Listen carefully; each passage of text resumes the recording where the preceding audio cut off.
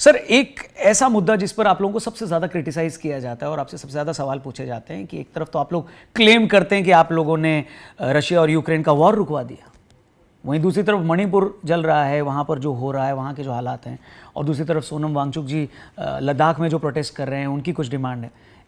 इन राज्यों के बारे में क्या आप लोग कुछ कर रहे हैं, या अगर कर भी रहे हैं तो क्या जनता तक वो बात नहीं पहुँच रही है? इस पर बताइए सर। मैं बताना चाहता हूँ, जो रशिया यूक्रेन की बात है, हम लोगों ने क्लेम नहीं किया।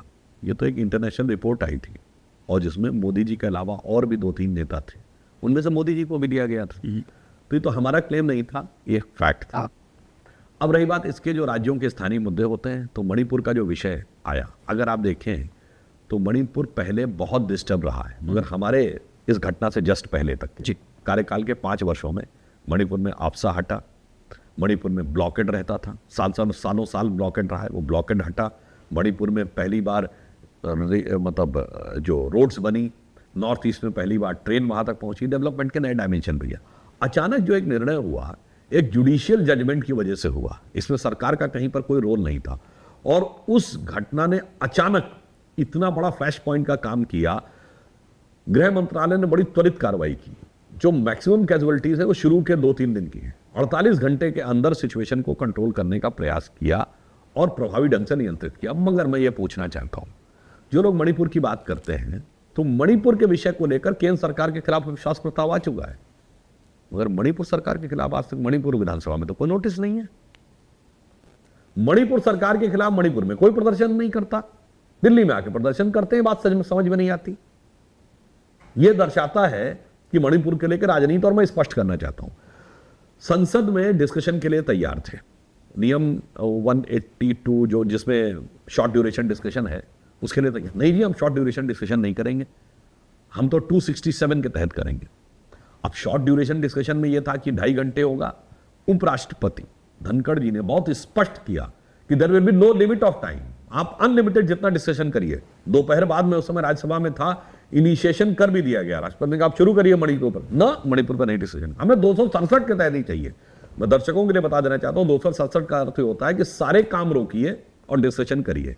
मगर जब डिस्कशन शुरू ही हो गया तो अब तो बाकी काम डिस्कशन के बाद होंगे। नहीं, फिर भी हमें 267 के तहत चलिए मान लिया। अगर इतना बड़ा था तो जब दिल्ली का एनसीटी बिल आया, जो कि आम आदमी पार्टी दिल्ली सरकार का था, तब आपने 267 की मांग छोड़ दी और कहा नहीं ठीक है, एनसीटी बिल के ऊपर डिस्कशन को तैयार है। इसका मतलब मणिपुर पीछे, राजनीति आगे।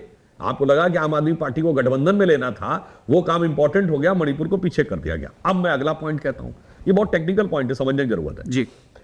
नियम 267 के तहत बहस होती है तो संबंधित विभाग का मंत्री जवाब देगा, यानी यह विभाग, राज्यों का विभाग गृह मंत्रालय में आता तो श्री अमित शाह जी जवाब देंगे। ना, मुझे तो प्रधानमंत्री का जवाब चाहिए।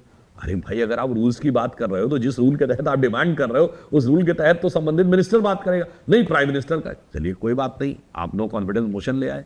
नो कॉन्फिडेंस मोशन पे आज डिजिटल जमाना जाके कोई देख ले, 5% में नहीं बोला गया मणिपुर पे, टोटल अपोजिशन के द्वारा मिलाकर 95% इधर उधर की बातें की। आपने कहा था प्रधानमंत्री जवाब दे, जब प्रधानमंत्री जवाब देने के लिए सदन के पटल पे खड़े हुए तो विपक्ष ने वॉकआउट कर दिया। अजीब बात है, आपने इतने दिन संसद नहीं चलने दी कि प्रधानमंत्री जवाब दे। जब प्रधानमंत्री जवाब देने के लिए आए, आप छोड़ के चले गए, और आज तक मणिपुर विधानसभा में आपने एक नोटिस तक नहीं दिया है। इससे बहुत साफ है कि मणिपुर की दुखद घटनाओं पर आपको अपनी राजनीति चमकानी है। मणिपुर की उस घटना को लेकर न संवेदना है न हमदर्दी। और सर, लद्दाख बहुत ज्यादा ये मामला भी सामने देखिए, उस विषय के ऊपर सरकार पूरी गंभीरता के साथ, पूरी संवेदनशीलता के साथ नजर रखे हुए है। पहली बात तो यही समझिए कि पहली बार लद्दाख उस स्थिति में पहुंचा है जो लद्दाखियों का बहुत जमाने से एक डिमांड थी कि उन्हें जम्मू कश्मीर से अलग देखा जाए। एरिया में लद्दाख जम्मू कश्मीर से बहुत बड़ा है, मगर इसके बावजूद ऐसा लगता था जैसे सब कुछ कश्मीरी है। आज उनको अलग ढंग से देखा जा रहा है, उनकी रिक्वायरमेंट्स अलग ढंग से हैं, और वो यूनियन टेरिटरी के रूप में वहां सब लोग खुश। और जो इनकी अपेक्षाएं हैं, तो सरकार पूरी संवेदनशीलता के साथ उन अपेक्षाओं के बारे में विचार करेगी।